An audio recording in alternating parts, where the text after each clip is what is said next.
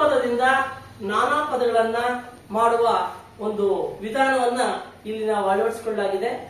ಇದರ ಏನಪ್ಪಾ ಅಂದ್ರೆ make many words, single word ಇಂದ ಕೆಲವು ಅಕ್ಷರಗಳನ್ನು ತೆಗೆದುಕೊಂಡು ನಾನಾ ಪದಗಳನ್ನ ಮಾಡ್ತಕ್ಕಂಥ ವಿಧಾನವನ್ನ ಈ ಪುಟಾಣಿಗಳು ಹೀಗೆ ಮಾಡ್ತಾರೆ.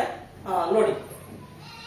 PINK pink, INK ink, INN, BLINK blink, LINK link, INK ink, MIND mind, IND ind, BAND band, AND and, AND, DAD band, THIS this, HIS is, IS is, STONE stone, TONE tone, YNE ವರ್ಣ.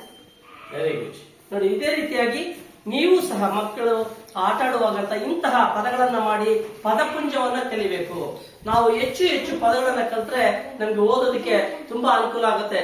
ಉದಾಹರಣೆಗೆ ನೋಡಿ, simple word THAT dot. THAT that ಅಲ್ಲಿ ನಾವು T ಅನ್ನ block ಮಾಡಿದ್ರೆ HAT hat ಆಗುತ್ತೆ. H ನ block ಮಾಡಿದ್ರೆ AT ಹಟ್ ಆಗುತ್ತೆ. ಈ ತರ ನಾವು ಅನೇಕ ಪದಗಳನ್ನ, ಒಂದು ಪದದಲ್ಲಿನ ಅಕ್ಷರಗಳನ್ನ ತೆಗೆದುಕೊಂಡು ಅನೇಕ ಪದಗಳನ್ನ ಮಾಡುವ ರೀತಿಯನ್ನ ನಾವು ಕಲ್ತ್ಕೋಬೇಕು. ಓಕೆನಾ? Okay, thank you.